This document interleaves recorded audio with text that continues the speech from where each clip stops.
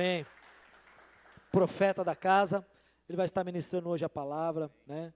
Deus, eu creio que Deus sempre usa a vida do Val de uma forma muito peculiar e poderosa. Então que você possa colocar aí o seu coração no Senhor, que você possa confiar nele agora e estar com sua mente, focada naquilo que Deus tem para você nessa noite. Amém? Feche os teus olhos. Senhor, em nome de Jesus, Pai, eu quero apresentar a vida do presbítero diante de Ti. Sei que o Senhor já falou, já cortou o coração dele, a mente dele. E nós queremos, Pai, ser ministrados, ser tocados pelo Teu Espírito, ser para ali cortado pela Tua espada, Senhor, Pai, para nos ensinar, para nos exortar e edificar. Que cada palavra aqui seja uma palavra profética sobre as nossas vidas, que venhamos a estar com a nossa mente cativa em Ti, para receber tudo aquilo que sair, Pai, do Teu trono, e jorrar através da vida do Teu servo, para a honra e para a glória do Teu nome. Amém e amém. Aplauda ao Senhor, queridos. Deus abençoe. Glória a Deus. Boa noite a todos, como igreja. A paz do Deus Todo-Poderoso. Amém? É um prazer estar de volta. A gente tem estado um pouco ausente, né? Eu e a minha esposa, por conta da minha sogra, que ficou internada desde maio, até poucos dias atrás, até semana passada. E ela literalmente viveu aquilo que está escrito em Salmos 23, né? Ainda que eu andasse por um vale de sombras e de morte, não temerei mal algum, porque Tu estás comigo. E graças a Deus, Ele pela misericórdia dEle restaurou ela ao seio familiar, né? E é uma alegria muito grande a gente tê-la de volta, né? A gente crê realmente que foi um milagre dela ter sido salva, né, da morte, ok? E agora a Galega virou esposa, ela virou filha, já era, né? Mas ela virou agora mãe, enfermeira, nutricionista, e aí está cuidando da minha sogra, né, da mãe dela, cumprindo o mandamento da palavra de Deus, que diz: honra ao teu pai e à tua mãe, para que te prolongue os teus dias na terra e tudo lhe vá bem. Mas eu creio que logo, logo ela está restaurada ao nosso convívio, né, pastora? Ela mandou um abraço para todo mundo, falou que está com muitas saudades, né? Mas eu falei para ela: Galega, você tem que congregar, porque igreja é comunhão, não é verdade, meus irmãos? Igreja é calor humano, é você dividir, né? Ok? Hoje vou trazer uma palavra para você, é uma palavra de ensino. Eu vou trazer aquilo que a gente popularmente, no meio cristão, evangélico, a gente chama de arroz com feijão. E às vezes a gente não tem noção de quanto é importante o arroz com feijão. Mas você quer ter uma noção de quanto é importante arroz com feijão? Vai morar nos Estados Unidos 6 meses para você ver. Que lá você vai comer, a maioria das comidas vai ser processada, né? Fast food tem a montão. E a gente adora fast food, né? Você vai lá no Mac hoje, agora, ou no shopping, vai estar lotado de pessoas comendo fast food. Mas todo dia, né, aquilo enjoa. E, na verdade, o que nos sustenta é o nosso tradicional e popular arroz com feijão. E uma carnezinha, um frango, né? Um zoião de vez em quando, amém? Então, embora seja um arroz e feijão, eu creio no poder da palavra de Deus. A palavra de Deus diz em Hebreus capítulo 4, verso 12, que a palavra do Senhor é como uma espada, poderosa, afiada, é a única coisa capaz de penetrar dentro de você e dividir alma e espírito, somente ela. Então eu queria que você abrisse a sua Bíblia aí em Mateus capítulo 11, verso 12, Mateus capítulo 11, verso 12, que é o que vai dar base para o que a gente vai falar hoje, ok? Eu não coloquei título, porém, hoje nós vamos falar um pouco sobre as armas que Deus nos dá, de uma forma geral, tá, gente? Não vai ficar preso lá em Efésios 6:10, não. Todos acharam aí? A Bíblia diz assim, olha, Mateus capítulo 11, verso 12. Desde os dias de João, o Batista, até agora, o reino dos céus é tomado à força, e os violentos o tomam de assalto. Ou seja, em algumas traduções está dizendo, aqueles que querem entrar no reino empregam violência. E a gente tem ministrado aqui na Escola de Profetas sobre o reino de Deus e o que Deus estava falando nesse trecho da palavra. Quando a gente olha para o Evangelho, qual é a nossa visão? como é que a gente consegue enxergar de uma forma geral o Evangelho? A gente vai enxergar que o Evangelho está centralizado no amor, não é verdade? E talvez por conta disso, e é verdade isso, né? O pilar central do Evangelho é o amor, mas talvez por a gente olhar de uma ótica, através de uma ótica humana, a gente tem uma visão distorcida do que é o reino de Deus. E a Bíblia está falando aqui, olha, desde os dias de João, o reino de Deus é tomado à força. Então, para você entrar no reino de Deus, para você pertencer ao reino de Deus, para você manifestar o reino de Deus, é necessário empregar força. E ele termina falando ali de violência, ok? Mas a gente vai ver que essa violência não é uma violência física, não é uma violência verbal, mas é um posicionamento, amém? A palavra de Deus, lá em Efésios capítulo 6, verso 10 em diante, está falando assim, que a nossa luta, ela não é contra a carne, nem é contra a sangue, mas é contra principados e potestade, né? Contra os dominadores desse mundo tenebroso, ok? Então, lá está falando que você está dentro de uma guerra. Jesus diz no Evangelho que Ele não veio trazer a paz a esse mundo, Ele veio trazer a espada. Olha só, então a Bíblia está falando que você, por pertencer ao reino de Deus, você é um guerreiro por excelência. Talvez você nem saiba disso, nem tenha consciência de que você pertence a um exército, que você foi chamado, e você foi chamado para portar uma armadura. E quando Deus ele chama você para fazer parte desse exército, Ele disponibiliza para você a autoridade, Ele disponibiliza para você algumas armas, Ele disponibiliza para você poder, ok? Por exemplo, lá em Atos 1:8, a Bíblia está falando assim, e recebereis poder quando descer sobre vós o Espírito Santo. E depois disso, ser-me-eis testemunhas. Olha só, você sabia que a palavra testemunha naquele texto ali, vem do grego martus, que faz uma conotação de mártir. Ou seja, para você ser testemunha de Jesus, é necessário você receber o poder, se encher dele, para que você seja um mártir em prol da causa. Nem todos serão martirizados, como foi, por exemplo, Estevão. Nem todos serão martirizados como foram os discípulos. Na verdade, por exemplo, Pedro, pregado de cabeça para baixo, ok? Né? Alguns apóstolos, alguns profetas no Antigo Testamento foram cerrados ao meio, mas continuaram firmes na fé. Mas, de alguma maneira, quando você pertence ao reino de Deus, você precisa entender que você está numa batalha. E às vezes você precisa se posicionar da forma correta, para que você possa receber as armas corretas e para que você possa ter êxito na batalha que Deus ele te dá. Amém? Então, quando Deus ele chama um guerreiro, né, e você é um guerreiro, Ele te dá unção, Ele te dá dons, Ele te dá autoridades. O que é unção? Unção é uma capacitação que vem da parte de Deus, que você recebe para executar alguma coisa que, humanamente falando, é impossível. Ok? Então, por exemplo, um apóstolo, ele recebe uma capacitação de Deus, uma unção de Deus. Um pastor, ele recebe uma capacitação de Deus para pastorear. É um poder, tá? Específico, tá? E os dons? Os dons é uma habilidade espiritual que Deus dá para que a igreja possa se manifestar. Amém? E as autoridades. Quem não gostaria de andar em autoridade? Só anda em autoridade quem se submete à autoridade, tá? Eu queria que você abrisse a sua Bíblia aí, em Josué, capítulo 10, está lá no comecinho, Josué, capítulo 10, verso 12 e 13, só para a gente ter uma noção do que é autoridade. Josué, capítulo 10, verso 12 e 13. A gente reconhece uma pessoa quando ela tem autoridade, não é verdade? Sim ou não? Não é?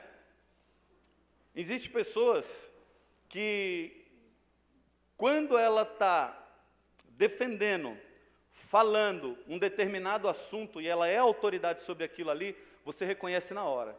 A pessoa tem propriedade, né? Fala com excelência, fala com convicção, com conhecimento.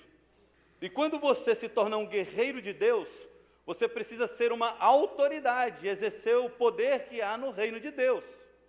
Então, eu quero te fazer uma pergunta. Imagine só, Se Deus ele te desse hoje, no tempo presente, essa autoridade aí, ó. Josué capítulo 10, vamos ler do 11, tá? Isso aqui é o seguinte: o povo de Deus está sendo atacado pelos amorreus, e Deus ele luta e peleja em prol do povo. E Deus ele dá uma autoridade, que eu até comento aqui com o pessoal da escola de profetas, que é interessante. Às vezes a gente não tem noção da dimensão do poder de Deus, do poder que Deus ele dá à igreja. E olha só o que Deus ele faz. Ele levanta Josué como o líder, depois que Moisés morre, e ele dá a Josué uma autoridade, meu irmão. E Josué, ele profetiza, e nessa profecia, é uma profecia tão poderosa, tão profunda, que parece filme de ficção, mas é uma verdade, porque está na palavra de Deus. Diz assim, olha: pois quando eles iam fugindo de diante de Israel, a descida de Bet-Horon, o Senhor, Deus, lançou sobre eles do céu grandes pedras até Azeca, e eles morreram, e foram mais os que morreram das pedras de Saraiva do que os filhos de Israel mataram a espada. Está falando dos inimigos de Deus. Então Josué falou ao Senhor no dia em que o Senhor entregou os amorreus na mão dos filhos de Israel, e disse na presença de Israel, escute só o que aqui Josué falou: sol, detém-se sobre Gibeão, e tu, lua, sobre o vale de Aijalon. Verso 13, e o sol se deteve, e a lua parou, até que o povo se vingou dos seus inimigos. Não está escrito no livro de Jazar? O sol, pois, se deteve no meio do céu, e não se apressou-se a pôr-se por quase um dia inteiro. Amém? Você já imaginou, meu irmão? A gente, quando está na escola, a gente estuda sobre os movimentos de translação, né, e rotação da Terra, Sol e a Lua, que é um satélite da Terra, e a gente faz aquela comparação. Quem nunca fez aquela comparação do tamanho do Sol e o tamanho da Terra, né? Quantas vezes o Sol é maior que a Terra? E lógico que é uma massa gigantesca e tudo funciona muito bem sincronizado, e a gente fica imaginando, né, a grandeza de Deus, de ter criado tudo isso, ter dado nome. E a Bíblia diz aqui que Josué foi dado uma autoridade para ele, tão grande, tão grande, tão grande, que quando o povo de Deus estava batalhando, Deus peleja pelo seu povo, guerreia por ele, lança pedras e saraiva do céu, né, e mata aquelas pessoas ali. Mas Deus dá uma autoridade para Josué, que desse uma ordem para que todo o sistema solar parasse. E assim como Josué profetizou, meu irmão, aconteceu. Olha só o poder que Deus ele te dá, que ele dá para a igreja. Atos 1:8, e recebereis poder, dunamis, autoridade. Então a gente tem que ter consciência do que Deus nos dá em Cristo, para que a gente possa guerrear, amém? Agora veja bem, a unção, os dons e as autoridades que lhe dão esse poder, eles também requerem responsabilidade. Uma das coisas que a gente faz aqui na Escola de Profetas na quarta-feira é tentar, como é que eu posso falar? É discipular as pessoas para que elas possam desenvolver o seu dom, o seu chamado, o seu talento, a sua unção, amadurecer em Cristo na palavra. Lógico que isso vem com o tempo, mas para que ele possa ser uma pessoa responsável, que ele possa entender que foi conferido uma coisa a ele muito valiosa e um dia será requerido da parte de Deus. Então é necessário ter maturidade espiritual para que possa exercer esse poder, amém? Com sabedoria, porque senão faz besteira. Existem pessoas na Bíblia, Val, que fizeram besteira quando receberam o poder de Deus? Será que existe? O que vocês acham? Sim ou não? Vamos ler lá em 2 Reis, capítulo 2, verso 23 e 24. 2 Reis, capítulo 2, verso 23 e 24. Todo mundo já ouviu falar no profeta Elias, né? O profeta Elias era conhecido como o profeta do fogo. É um dos profetas que eu mais amo, assim, o ministério, a vida e o chamado dele. E quando o profeta Elias, ele vai ser arrebatado por Deus, Deus dá um direcionamento para ele, para que ele ungisse Eliseu como profeta no lugar dele. E aí Elias vai e encontra Eliseu arando a terra. Ele estava com a 12ª junta de bois, e quando ele chega, que ele está arando a terra ali, que Elias chega, Elias não tem conversa. Elias pega a capa dele, enrola e joga a capa em Eliseu. E na hora que ele joga a capa em Eliseu, Eliseu já estava sendo treinado para ser um profeta, ele tem consciência da grandeza daquilo que foi colocado a ele, e aí o que acontece? Ele fala assim, deixa eu me despedir dos meus pais, e aí Elias permite, e ele começa a ser discipulado por Elias, meu irmão. E a gente pensa que é o seguinte, ele foi discipulado por Elias um dia, 2, 3, depois foi embora, mas ele passou entre 7 e 8 anos sendo discipulado por Elias. E aí o que acontece? Elias coloca algumas condições para que ele recebesse aquele poder, aquela autoridade, para que ele pudesse operar os milagres que Elias fez, e ele faz um pedido para Elias, fala assim, eu quero uma porção dobrada do teu espírito. E aí Elias fala assim, dura coisa me pedisse, mas se tu me ver, quando eu for arrebatado aos céus, então tu receberás, e a gente já conhece a história. Aí Eliseu vai e caminha com Elias, até o ponto que Elias é arrebatado, então a capa de Elias cai, Eliseu pega a capa de Elias, meu irmão, e naquela hora, Deus se apodera de Eliseu. Só que Eliseu era um cara que tinha uma porção dobrada da unção que tinha sobre Elias, só que ele ainda não tinha maturidade suficiente. E olha o que ele faz. Tem um grupo lá, 50 profetas, e ele enrola a capa, e ele bate na água e pede para que as águas se repartam para que ele pudesse passar. E ele acontece. E aí ele começa o ministério dele. Porém, aqui, em 2 Reis, capítulo 22 a 23, Eliseu, com a porção dobrada do poder que havia em Elias, mas ainda imaturo, não estava experimentado, comete uma besteira. E olha só, 2 Reis, capítulo 2, verso 22 e 23, diz assim, então subiu dali a Betel, e subindo ele pelo caminho, uns meninos saíram da cidade, e zombavam dele, dizendo, sobe calvo, ou seja, sobe careca. E olha só qual é a reação do profeta, meu irmão. E virando-se ele para trás, os viu e os amaldiçoou em nome do Senhor.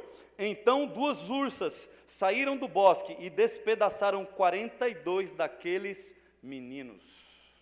É pesado, né, meu irmão? Antes de eu me converter, bem tempo atrás, aí eu corria motocross. Era o maior sonho da minha vida, foi a coisa que eu mais ansiei e desejei fazer na minha vida. E em toda competição, toda corrida com motor a explosão, né, que é motor a combustão, a gente tem um desejo para ter a moto mais potente, para ter o carro mais potente. Quem compete de barco, para ter o barco mais potente, enfim. E um dos maiores investimentos no meio da competição é para retirar mais potência do motor, ou seja, para que você tenha mais poder, não é verdade? Não é? Você vê aqueles carros de arrancada, você vê aviões supersônicos, é muito poder, muita potência. E é interessante que, quando, às vezes, a gente investia muito dinheiro mesmo para um mecânico ou um engenheiro desenvolver um determinado projeto e trabalho, pastor, e quando você subia em cima daquela moto, era tanta potência, era tanto poder, que ela ficava indomável. E aí, ao invés de você andar rápido, você andava devagar, porque você não conseguia controlar. E aí, eu lembrei de um slogan que a Pirelli tinha, e é um slogan que eu guardo até hoje, e é uma coisa do meio natural, mas serve para o mundo espiritual. E o slogan é o seguinte: potência não é nada sem controle. Amém? Então a gente traz para o mundo espiritual: poder não é nada sem maturidade, sem sabedoria, sem conhecer a Deus, sem saber se movimentar no reino. Ou seja, às vezes a gente não recebe o poder de Deus, sabe por quê? Porque Deus sabe que se Ele der, a gente vai fazer besteira. Então a gente precisa ser experimentado, amém? Então a unção, ela requer maturidade e responsabilidade. Atos capítulo 13, verso 8 a 12, fala sobre um determinado mago. Era um mágico, né? Um cara que fazia magia, chamado Elimas. E esse mago, ele tentava desviar a fé de um homem muito importante que o apóstolo Paulo estava pregando, que era o procônsul. E o que acontece? Foi dado poder, foi dado autoridade, foi dado unção para Paulo demais.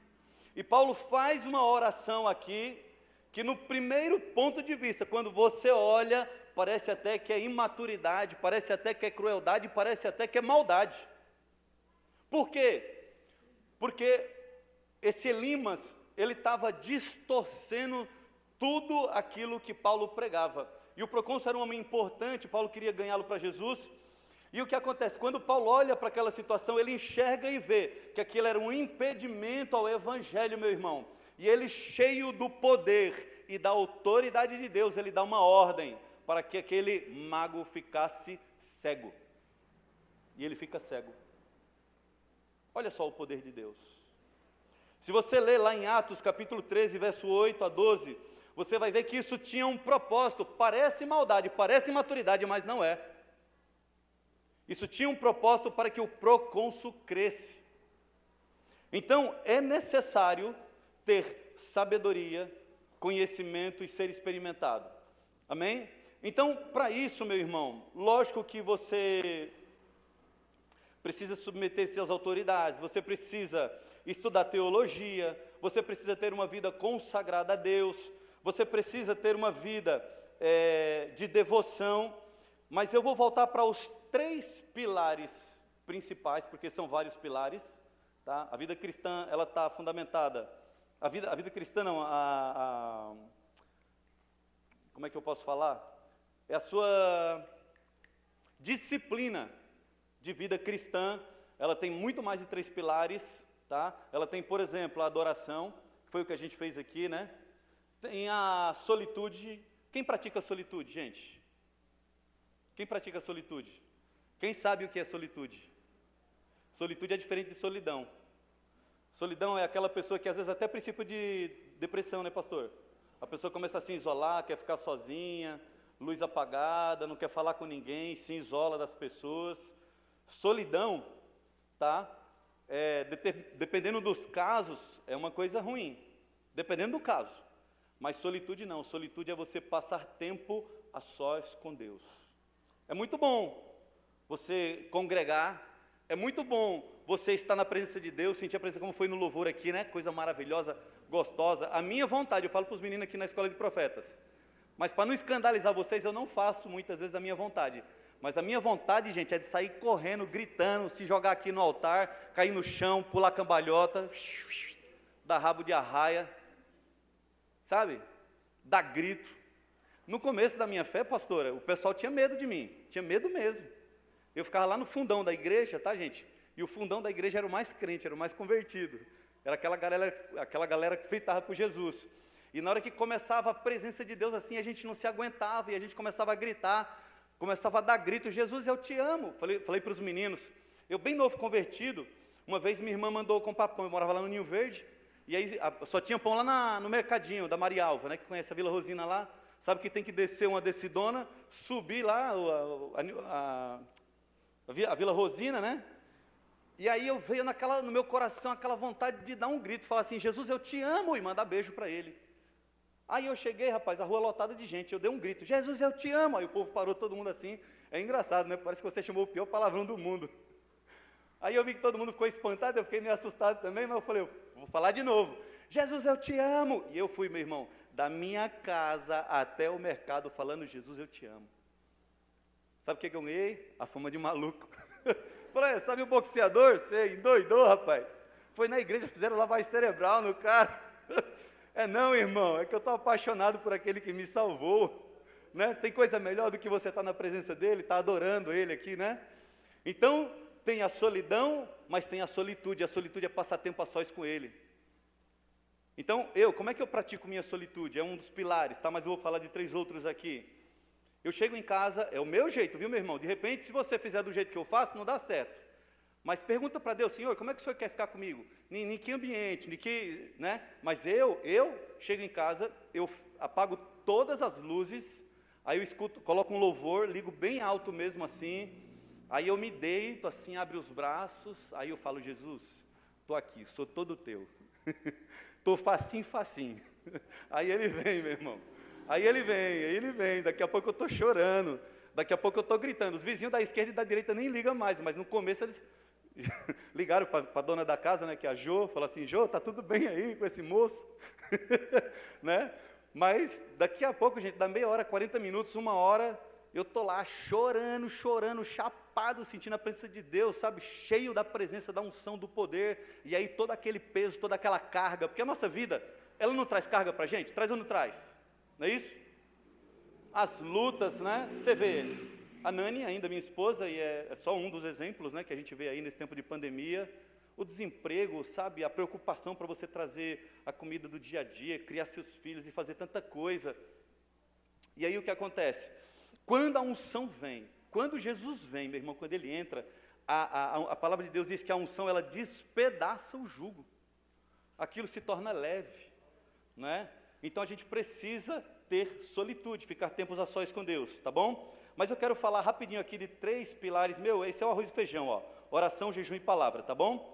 Então, oração, Atos 12, 15 a 16, qual é a situação? Pedro está preso, né? Herodes manda prender Pedro, desce o chicote nele, e aí Herodes sabia que eles se moviam no poder e tinham medo da influência de Pedro, né, que era uma pessoa influente, e aí ele manda colocar 2 soldados, um de cada lado de Pedro, são 2 cadeias, coloca corrente nele, e aí o que acontece? Ele está preso, rendido, ia ser julgado, e aí a igreja, meu irmão, começa a orar. Gente, eu sou prova viva do poder da igreja, a minha sogra, de verdade mesmo, eu creio que ela foi salva da morte pela oração da igreja, eu creio. Há um poder na oração do crente individual? Muito poderosa mesmo, né? Mateus 7, 7, 8, todo aquele que pede recebe, todo aquele que bate a porta lhe será aberta, né? E está falando de oração. Mas a Bíblia diz assim, olha, quando Jesus está falando com Pedro sobre a igreja, ele fala assim, tu és Pedro, e sobre essa pedra, eu, Jesus, edificarei a minha igreja, e as portas do inferno não prevalecerão contra ela. Então, meu irmão, a Bíblia diz assim, ó, que quando 2 de vocês concordarem a respeito de uma coisa na terra, está falando de oração, será concordado no céu. Então, você já imaginou o poder e a autoridade que a igreja tem? Você já imaginou se a gente discutisse menos, se a gente brigasse menos, se a gente focasse em um propósito e orasse por um propósito? Você já imaginou quantas coisas aconteceriam? Não é? Então, a igreja começa a orar, e aí Pedro está lá na prisão, e aí daqui a pouco ele começa, eu estou agora conjecturando, tá, gente? Eu posso conjecturar aqui, desde que eu não cometa nenhuma heresia. E aí Pedro começa a sentir aquela presença gostosa, o corpo adormece, aí ele pensa que está sonhando, daqui a pouco ele vê um anjo, e aí o anjo se apresenta para ele e fala assim, Pedro, levanta daí depressa. E aí ele fica, o quê? Levanta daí, Pedro. Aí ele toca, nas 2 correntes de Pedro, as correntes caem na hora, plá, plá. E aí Pedro levanta, as 2 portas que tinha, né, 2 grades, foram abertas, sozinha, eles passaram, Pedro atravessa a rua, corre para onde os crentes estavam reunidos e bate na porta. Quando ele bate na porta, ele fala, sou eu, Pedro. Aí a irmãzinha aí escuta, ela fica tão assustada e eufórica que corre e deixa Pedro lá fora. E aí fala, não, é o anjo de Pedro. Eles vão lá, abrir a porta, quando olha era Pedro. Então, olha o poder da oração, meu irmão. A Bíblia fala que a oração do justo é poderosa e eficaz, pode muito em seus efeitos. Não há limite para a oração, amém? A oração move a mão de Deus, literalmente, meu irmão. Não tem nada mais poderoso no reino de Deus do que a oração, tá? A oração aviva a fé. Você já percebeu quando você está nos períodos de oração? Por exemplo, minha sogra, eu estou usando muito esse exemplo, viu, gente, porque está muito recente, tá? Mas a Nani fez até um comentário comigo, ela falou assim, amor, nos dias que a minha mãe estava pior, que foram os dias que a gente recebeu as piores notícias, que a gente estava se preparando para uma possível morte dela, eu não estava porque Deus já tinha falado, não é para a morte, é para a minha glória, e eu já estava tranquilo. Mas ela que é filha, né, está ligada e conectada mais diretamente, ela sente o abalo. E era ela que tinha que passar essas notícias para a família. Então, ela recebia do médico e repassava. Então, ela falou assim, amor, você já percebeu que nos dias que eu recebia as piores notícias, eram os dias que a gente mais orava, eram os dias que a gente virava madrugadas orando, e eram os dias que a fé estava mais ativada? É mais ou menos aquilo que o apóstolo Paulo fala, né? Por fora você está destruído, mas por dentro você está sendo renovado, não é? Então olha como a oração é poderosa e como ela aviva a fé. A centralidade da oração deve ser direcionada pelo Espírito Santo. Isso está lá em Romanos 8, 23. A Bíblia fala assim, olha, que a oração não é eloquência, a oração não é altura, a oração não é potência, a oração não são palavras bonitas, bem articuladas. A oração, ela tem que ser movida pelo Espírito Santo, porque em Romanos 8, 23 diz assim, pois nós não sabemos como orar da forma devida. Por isso, o Espírito Santo intercede por nós com gemidos inexprimíveis, porque Ele sonda as profundezas do coração do homem, e é Ele quem conhece, e aí Ele intercede conforme a nossa necessidade. Eu falo até aqui para o pessoal da Escola de Profetas, quando você pensa em oração em línguas, o que você pensa? Se você é pentecostal, nasceu na igreja pentecostal, né, ou conheceu a doutrina da igreja pentecostal, você vai entender, talvez de forma distorcida, de que orar em línguas é o seguinte, é só na hora do louvor, Val. Na hora da adoração, quando eu estou sentindo a presença de Deus, eu não aguento, aí eu falo em línguas. Porque se eu falar fora desse momento, eu vou falar na carne. Deus me livre de eu falar na carne para pecar. Não é verdade? Ou não é? Quem já aprendeu assim? Eu vou falar para você que está errado, meu irmão. O Espírito Santo, quando está orando em línguas, a Bíblia fala assim que o seu entendimento fica infrutífero, você não sabe o que você está orando, tá? Mas em 1 Coríntios capítulo 14, verso 2 diz assim, aquele que ora em línguas não fala a homens, senão a Deus, em espírito fala mistérios. Que mistérios são esses? É os mistérios da sua necessidade pessoal e os mistérios revelados de Deus para a sua vida, meu irmão. Você tem que orar em línguas justamente quando você está arrebentado. Você sabe o que é que o Espírito Santo fala para Deus? Sabe o que é que ele fala através das línguas espirituais quando você está orando em línguas? Ele fala assim, ó, Senhor, olha esse miserável aí. Toda vez é o mesmo pecado, toda vez é a mesma falha, toda vez é a mesma fraqueza. Por quê? Porque Romanos está dizendo que Ele intercede por nós segundo as nossas fraquezas, meu irmão. Então não é quando você está forte, é quando você está fraco. Olha só, oração em línguas não é para orar somente na igreja, tá? O lugar que eu mais oro em línguas é em casa. Esses dias eu estava, sabe quando você está só a farofa? Porque profeticamente, quem trabalha com profético sabe, você recebe uma carga muito grande, né? Quando você está num período longo, assim, de intercessão, quando envolve família. E eu estava assim, umas 2 semanas atrás, só o bagaço, meu irmão, imagina. E aí eu queria orar, queria, sabe, receber a presença do Pai, mas a coisa não fluía. Aí ele foi bem específico, ele falou assim, Val, a Nani está lá em cima na mãe dela. Faz o que você faz, se tranca, só que em vez de você ficar esperando eu ir, começa a orar em línguas. E eu comecei, gente, sem vontade nenhuma, sabe quando você está mal, como você está sentindo a bactéria do cocô do cavalo do bandido? Quem já se sentiu assim, meu irmão? A bactéria do cocô do cavalo do bandido, né? Então eu estava me sentindo assim, eu comecei a orar, daqui a pouco, sabe, deu 1 hora, 1h30, 2 horas, rapaz, daqui a pouco eu escutei a voz de Deus falando assim, para. Aí coloca determinado louvor, eu coloquei, meu irmão, eu fiquei ali, sabe o que é mergulhado? Já leu Ezequiel 47? Fiquei mergulhado,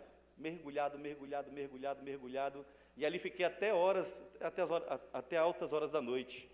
Então, a oração vem para fortalecer você, amém?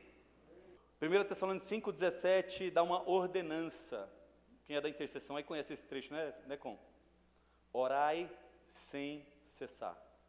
Só para passar para o próximo, minha mãe, já falei isso aqui antes, 82, 83, na verdade é uns 85, 86, que ela dá umas rateadas uns 2, 3 anos aí, né? Ela tem um ditado que ela diz assim, pouca oração, pouco poder. Muita oração, muito poder. Nenhuma oração, nenhum poder. Isso é uma verdade bíblica. Amém? O segundo pilar aqui, jejum.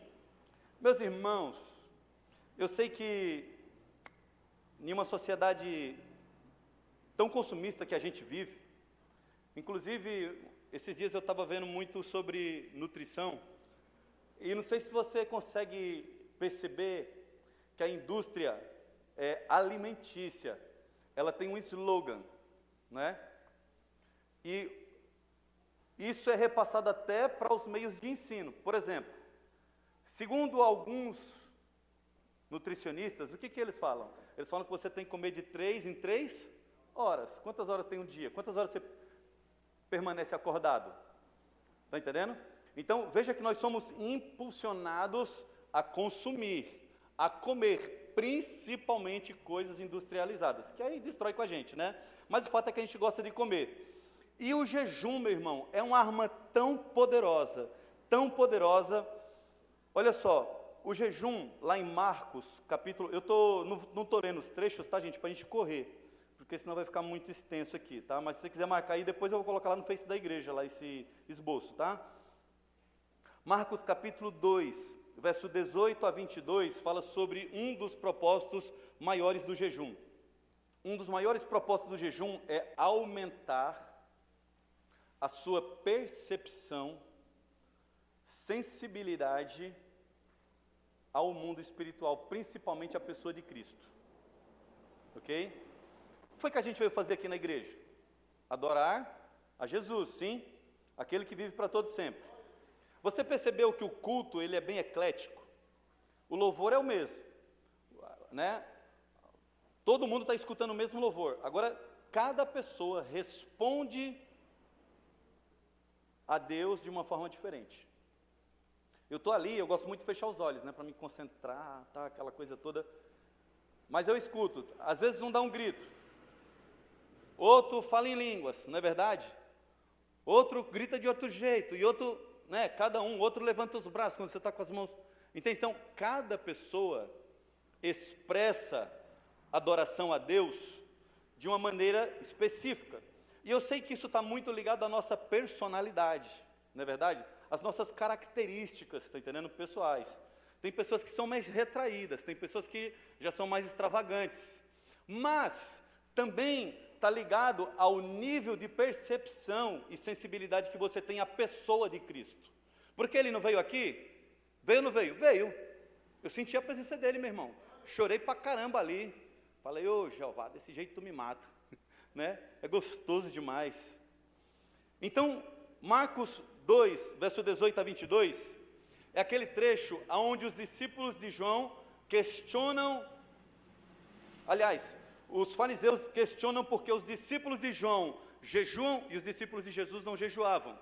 E aí Jesus ele ensina uma chave espiritual muito poderosa para você sentir a presença de Deus, discernir, se alimentar nele, que é o jejum. Ele fala assim, olha, dias virão, pode os convidados jejuar enquanto o noivo está presente? Ele está falando através de parábolas, né? Ele está falando assim, ó, eu sou o noivo, os meus discípulos são os convidados, né? Então, pode acaso eles jejuarem enquanto o noivo está presente? Dias virão em que o noivo lhe será retirado, nesse dia jejuarão. Então, o jejum, ele está ligado à presença de Deus, por quê? Porque como os discípulos tinham Jesus pessoalmente ali, toda hora, sentindo o calor, o poder dele, né, o calor humano dos ensinamentos, o amor dele, não necessitava de jejum. Então ele fala assim, olha, quando eu for retirado, eu não vou estar mais presente, mas a partir do momento que você jejuar, eu virei. Vocês estão entendendo o conceito? Então o jejum ele traz uma percepção, uma sensibilidade, ok? O jejum ele te dá autoridade, ele renova a unção, ele fortalece você para lidar com as questões da unção. Marcos 9, 27, né? Jesus ele traz um ensinamento. Nós estamos numa guerra espiritual. E aí o que acontece? Os discípulos chegam lá, tudo preocupados porque eles oraram por uma pessoa e tentaram expulsar um demônio e o demônio não saiu. E aí Jesus vai e expulsa o demônio, dá uma bronca neles e aí ensina um princípio. Fala assim, olha, eu vou dar autoridade para vocês, mas tem níveis de autoridade que para você exercer, você precisa estar em oração e em jejum. Então ele fala que há castas de demônios que só saem com jejum e oração. Então o jejum ele confere essa unção, ele fortalece você para lidar com as questões da unção, ele lhe dá autoridade espiritual, ok? Algumas dessas castas estão descritas, né, lá em Efésios capítulo 6, verso 10 a 12, ok? Unção, O jejum, ele te enche de autoridade. Isaías 58 é um capítulo e é um trecho da Bíblia que fala muito sobre o poder e a autoridade do jejum. E aí ele traz uma correção, né? Isaías, sendo usado por Deus, ele fala assim, olha, acaso, é Deus, veja bem, Deus corrigindo o povo dele, tá? Acaso o jejum que eu quero é esse? Que apenas um dia o homem se arrependa, que use roupas de saco e cinza, que jogue pó sobre a sua cabeça e se arrependa? Acaso o jejum que eu quero não é esse? Aí ele começa a falar assim, olha, assistir ao pobre, ao nu, ao necessitado, ou seja, praticar boas obras, aquilo que está escrito em Gálatas, capítulo 5, sabe? Né, o fruto do Espírito, sabe? O jejum que eu quero é esse. Então, quando você se posiciona espiritualmente e jejua, meu irmão, você recebe autoridade. Por quê? Lá em Isaías 58, versos 5 a 9, lá no finalzinho, meu irmão, quando ele começa a falar sobre o que acontece, ele fala assim, que aí sim, quando você fizer esse jejum, você gritará, e eu ouvirei, você clamará por socorro, e eu, o Senhor, falarei, estou aqui. Você já imaginou, meu irmão? Você chamar a Deus, e Ele te dá essa autoridade, esse poder. Só que às vezes a gente não jejua, né? Não é verdade? Estou puxando saco não, tá? Mas o pastor sempre está chamando a gente para jejuar, né? Na escola de profetas aqui também. Mas seja sincero, meu irmão, se a gente não tiver uma autoridade puxando a nossa orelha para jejuar, a gente jejua? Jejua nada, irmão.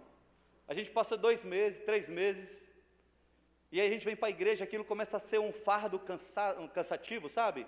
Uma coisa chata, monótona, porque na verdade você quer experimentar aquilo que o irmão do lado está experimentando, aquele choro, aquela presença, aquele quebrantamento, aquela alegria, aquele amor, aquela graça, sabe? Você quer andar naquele nível de fé, mas o problema é que a gente não jejua, ok? Você pode olhar, Jesus quando foi começar o ministério dele, o que foi que ele fez? Jejuou 40 dias e 40 noites, e aí depois disso ele foi levado para o deserto, para ser tentado por Satanás. E ele foi levado por quem, meu irmão? Foi levado pelo Espírito. Deus leva você para o deserto quando você jejua. Mas para quê, meu irmão? Para capacitar você. Porque o ministério de Jesus começa depois daqueles 40 dias. Amém? Aleluia. E o último, a palavra de Deus. Salmo 119, verso 105, diz assim, lâmpada para os meus pés é a tua palavra e luz para o meu caminho.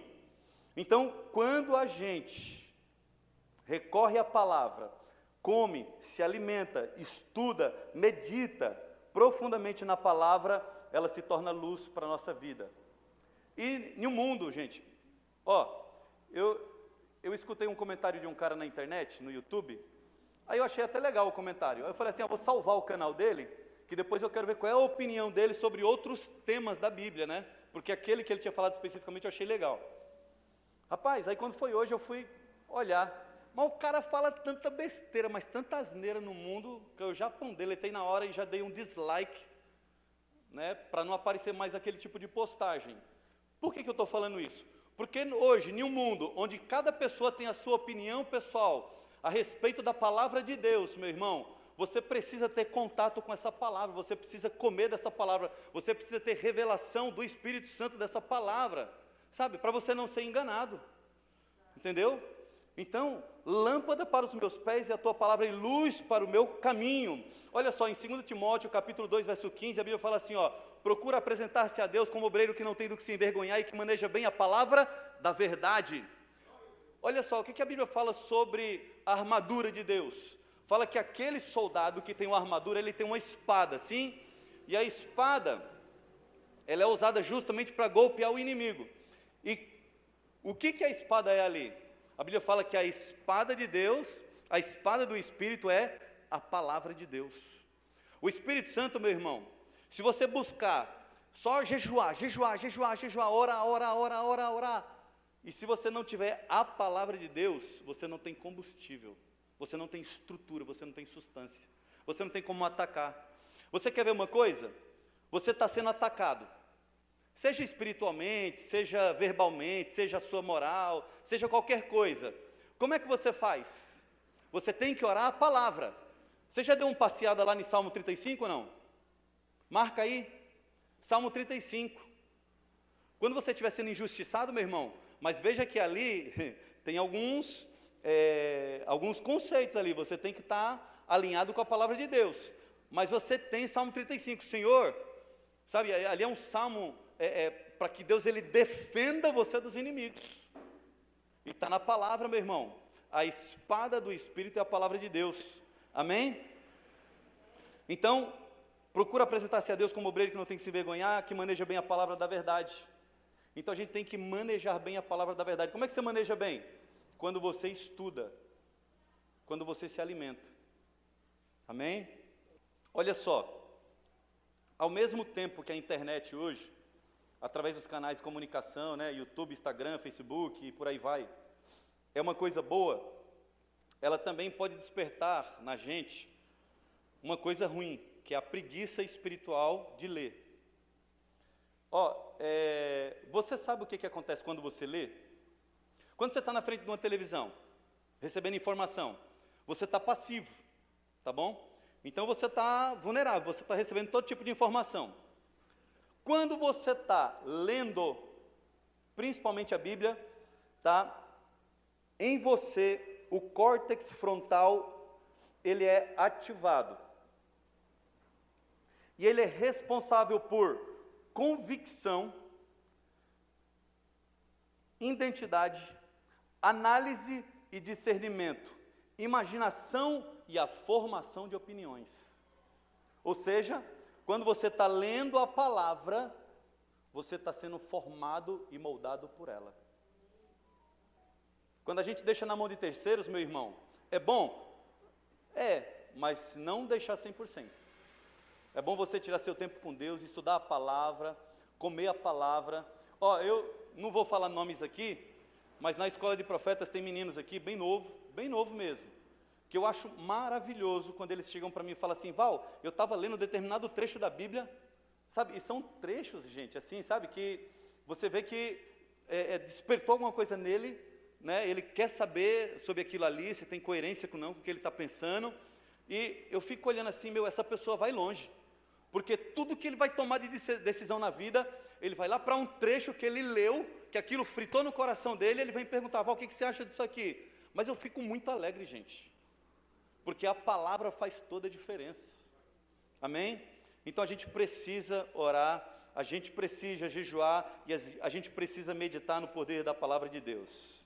Eu quero fechar aqui, falando para você que quando você se propõe a lutar nessa guerra, Deus ele te dá algumas ferramentas. Por exemplo, no dom, são 9 dons, palavra de conhecimento, palavra de sabedoria, dom de profecia, fé, dons de curar, operação de milagres, discernimentos de espírito, variedade de línguas, interpretação de línguas. Mas em contrapartida, meu irmão, não adianta você ter os dons e você não ter uma coisa mais importante ainda, que é para contrabalancear e para que dê sustento para que você receba poder e saiba usar com sabedoria, que são o fruto do Espírito. Que engraçado, os dons são quantos? 9.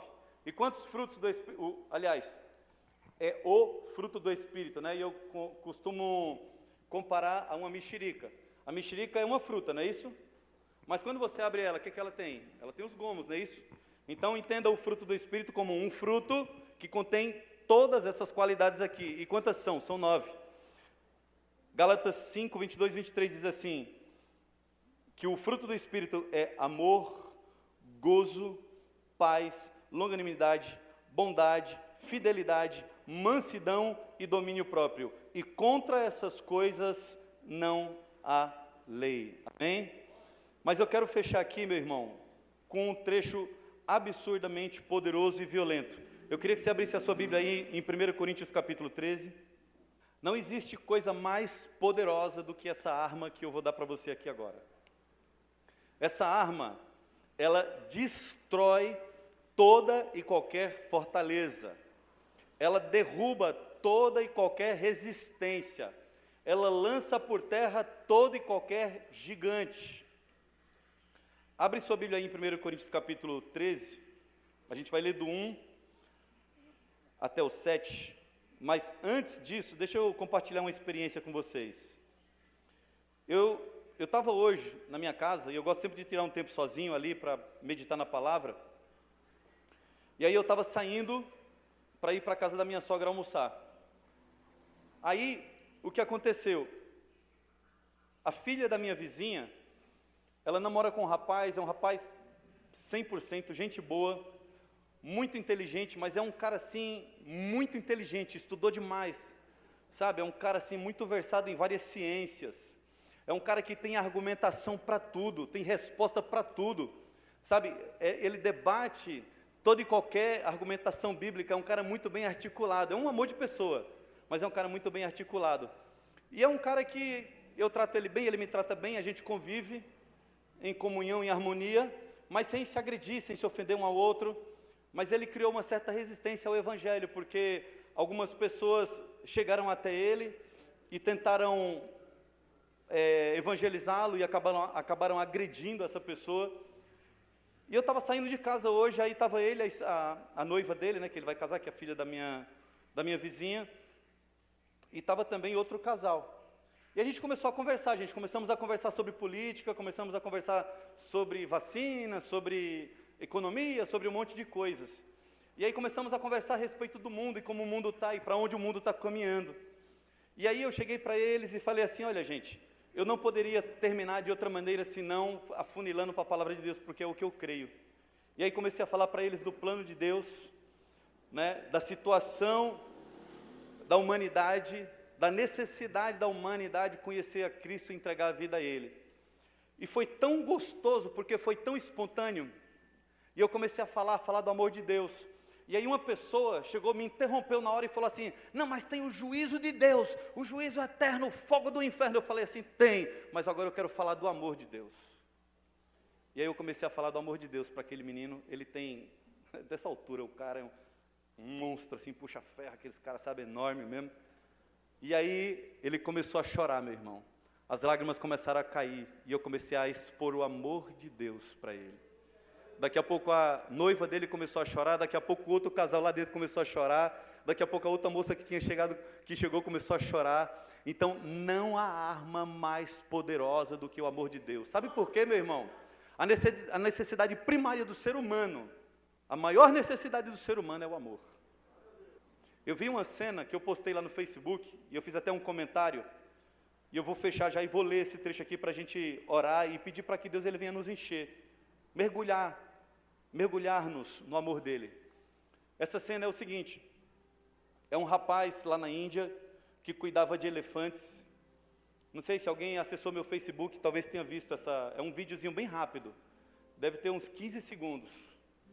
E esse rapaz, ele tem uma mata grande assim, uma floresta, e um descampadão, aí ele sai andando nesse descampado, e ele começa, não sei se você sabe que o elefante é um dos animais assim mais perigosos que tem, né, da savana.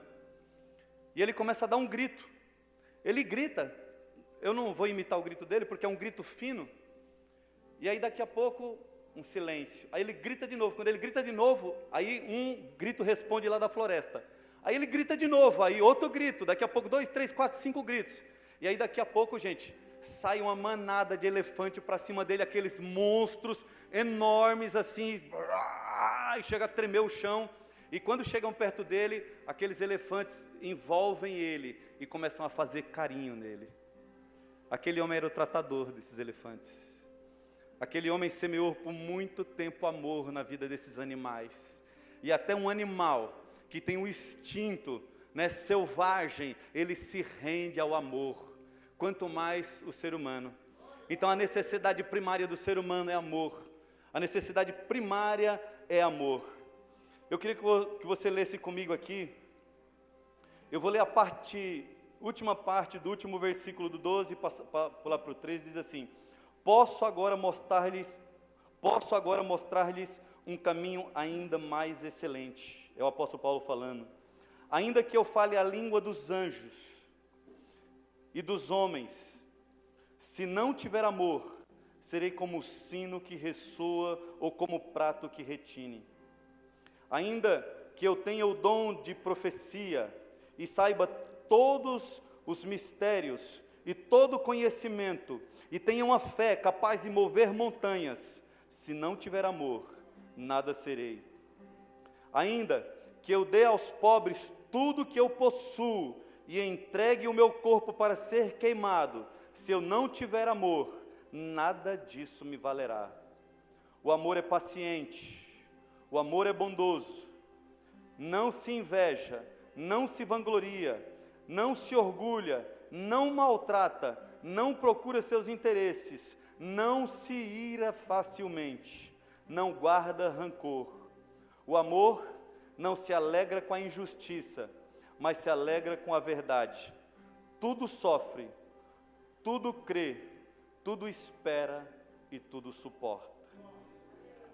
O último versículo, verso 13, diz assim: assim permanecem agora esses três: a fé, a esperança e o amor. O maior de todos, porém, é o amor. Amém? Você é um guerreiro poderoso, cheio de unção, cheio de autoridade. Deus colocou uma unção de valentia na sua vida. Mas para que nós sejamos de fato efetivos e que a gente proclame o reino com violência, é necessário a gente ser mergulhado no amor para exalar esse amor. Eu quero convidar você a ficar de pé. E eu não sei quais foram as experiências que você teve com Deus, não sei qual é a sua cosmovisão, ou seja, a maneira como você enxerga o mundo. Talvez você na sua infância, na sua adolescência, você tenha sido maltratado pelo seu pai. Talvez a referência que você tem de pai seja uma referência ruim, mas eu quero falar para você duas coisas. A primeira é que Deus é o nosso pai, e é um pai perfeito, e a segunda é que a essência dele é amor. A palavra de Deus diz que Deus, ele não tem amor, e diz que ele é amor. Então eu quero te convidar nessa noite para que você faça uma oração muito particular, muito pessoal, pedindo para que Deus ele venha encher com o amor dele todas as esferas de existência da sua vida, seja vida financeira, seja vida material, seja vida almática, sentimental, espiritual. Ele venha trazer a referência perfeita dentro do seu coração do amor dele, que é revelado na palavra dele.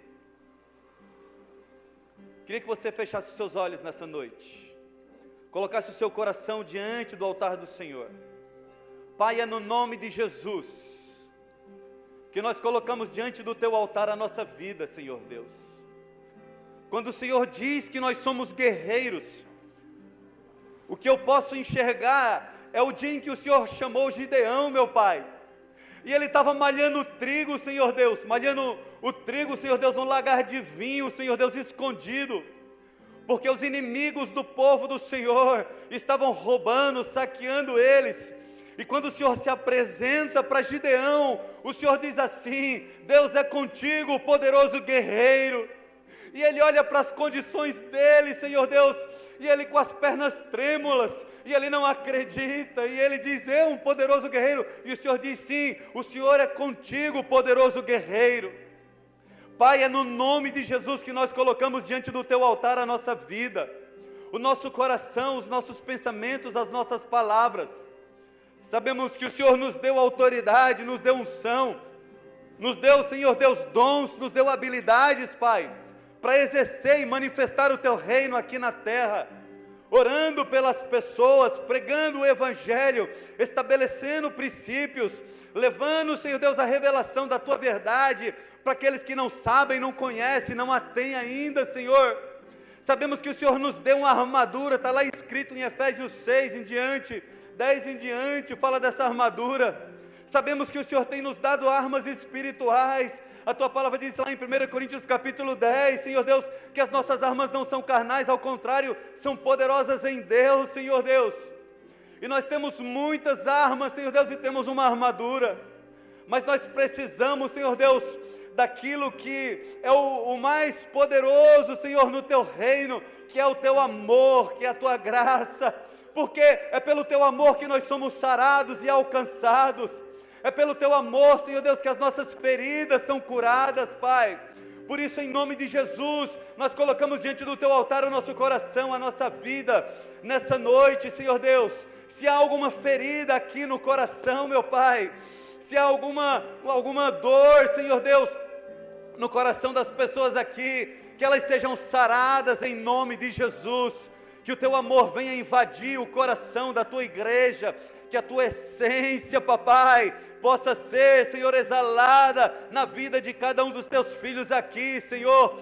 Não há nada mais poderoso do que o amor, a tua palavra diz isso, meu Pai, maior do que a fé, maior do que a esperança, é o amor, mas nós queremos conhecer esse amor, não queremos andar apenas em um nível raso de amor, não queremos andar apenas na experiência de outras pessoas, mas nós queremos nós mesmos ser envolvidos por Ti, pelo Teu abraço, pela Tua graça. Ei, Deus Todo-Poderoso, a Tua palavra diz que o Senhor, o nosso Deus, amou o mundo de tal maneira que deu o seu Filho unigênito para que todo aquele que crer não pereça, mas tenha vida eterna. Meu Deus, muito obrigado por esse amor, mas nós queremos mergulhar mais ainda nesse amor, nós queremos conhecer esse amor até o ponto dele entrar e penetrar na nossa vida, fazer parte, Senhor Deus, de cada área do nosso coração, Senhor, e nós possamos exalar esse amor. Meu Deus, que nós sejamos a resposta desse mundo sedento e faminto por amor, meu Pai, que nós possamos ser, Senhor Deus, papai, luz do mundo, sal da terra. Por isso, em nome de Jesus, Senhor Deus, nos dê um direcionamento, revele, Senhor Deus, esse amor em nós e através de nós, Senhor. Meu Pai, sopra dos quatro cantos da terra, Senhor, o Teu poder e o Teu Espírito sobre a Tua igreja, nos capacita, papai, para que nós possamos guerrear, para que nós possamos estabelecer, Senhor, os padrões de santidade do Teu reino, que nós possamos andar em verdade, Pai, que nós possamos, Senhor Deus, andar na dependência do Espírito, que essas três ferramentas que são apresentadas aqui, a oração, que é o que nos conecta com o Senhor, que nos leva ao trono da graça, que aviva a nossa fé, que move a Tua mão, que ela seja sempre constante em nossa vida, Senhor. Ei, meu Pai, poderoso Espírito Santo, tome a nossa boca nessa noite, meu Pai, nos leve, Senhor Deus, em oração, em intercessão, pelo perdido, pelo oprimido, Senhor Deus, por aquele que foi abandonado. Levanta a Tua igreja em oração, meu Pai. Oh, poderoso Deus, nós queremos, Senhor Deus, também andar em jejum, Pai, não um jejum apenas estético, meu Deus, não apenas, Senhor Deus, um físico, Senhor, mas que nós possamos posicionar o coração. Papai, que nós possamos ter o fruto do Espírito, meu Pai, que nós possamos manifestar o Teu reino, Senhor. Queremos também mergulhar na Tua palavra, porque a Tua palavra é viva, é eficaz, poderosa, Senhor. Ela penetra até o ponto de dividir alma e espírito, juntas e ligaduras, e nós queremos, Senhor Deus, que a Tua palavra penetre em nós. Nós queremos, Senhor Deus, que ela venha tirar aquilo que é humano, que é natural, que é carnal, aquilo que muitas vezes parece ser espiritual, mas não provém do Teu reino, Senhor. É a Tua palavra que revela. Ei, poderosa palavra, ei, poderosa palavra, ei, Senhor Deus Todo-Poderoso, que a Tua palavra venha como uma espada afiada, embanhada em amor, meu Deus, revelar o Teu caráter, meu Deus, revelar o Teu caráter em nós e através de nós. Nós queremos ser a resposta para uma geração perdida, Senhor Deus, que está tateando no escuro, Senhor Deus, que tem andado em trevas, meu Pai. Coloque fogo em nossas bocas, Senhor Deus, assim como o Senhor fez com o profeta Isaías. A Tua palavra diz que quando ele viu o Senhor, ele ficou aterrorizado, porque ele viu o seu próprio pecado, ele viu as suas próprias mazelas, mas o Senhor não o abandonou. O Senhor colocou uma brasa de fogo, de tirada como tenaz na boca dele, e a iniquidade dele foi removida, e ele começou a profetizar a respeito do reino vindouro de Cristo. Pai, nós queremos isso, Pai. Nós queremos, Senhor Deus, andar em santidade. Nós queremos andar, Senhor Deus, em intimidade contigo. Nós queremos ter solitude, meu Pai. Nós queremos ouvir a Tua voz de uma forma clara. Por isso, Senhor, nós nos submetemos à Tua vontade, Senhor, aqui nesse altar, te pedindo que o Senhor venha soprar sobre nós. Sopra o Teu caráter, Senhor Deus. Assim como falou Teu filho, Teu servo Davi, olha para dentro de mim. Vê se há alguma coisa que não te agrada, Senhor Deus, e me conduz pelo Teu caminho eterno reto. Firma os nossos pés, Senhor Deus, na Tua verdade. A Tua palavra é a verdade, Senhor Deus. Nos fortaleça, meu Deus, porque cremos que está perto a Tua volta, Jesus. E nós queremos ser o diferencial para essa era, em nome de Jesus. Eu queria que você adorasse a Deus um pouquinho. Enquanto a equipe de louvor vai adorar a Deus, eu queria que você permitisse o Espírito Santo tratar você. A palavra é uma espada, deixe que ela penetre o teu coração. Eu não te conheço, não conheço as suas intimidades, mas Deus conhece. Ele sonda o teu coração.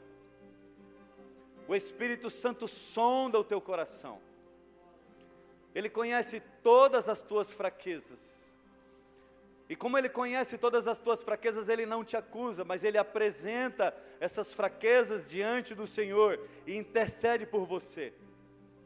Então, enquanto o louvor vai tocar nessa noite, eu queria que você deixasse Deus tratar o seu coração. Aleluia! Eu sempre coloco um título na mensagem. Hoje eu não coloquei, mas veio uma palavra no meu coração no final da mensagem. E essa palavra é assim, ó: se enxerga, guerreiro. Por quê? Você é um Gideão de Deus, meu irmão. Talvez a visão que você faz de você mesmo é que você está lá no lagar, né? De trigo, malhando trigo no lagar de vinho. E talvez você olhe para você e pense que você é tão pequenininho. Você é tão fraco, tão limitado. Mas você não tem noção do poder que há em você, através de Cristo Jesus. E quando Deus ele envia aquele anjo lá para Manoá, Gideão, na verdade Ele leva aquele anjo lá para que Gideão tivesse noção do poder que foi investido nele. Então a mensagem de hoje é: te enxerga, guerreiro. Te enxerga, Gideão, que você é um guerreiro poderoso no Senhor. Amém? Vale uma salva de palmas para Jesus. Glória a Deus. Aleluia. Deus abençoe.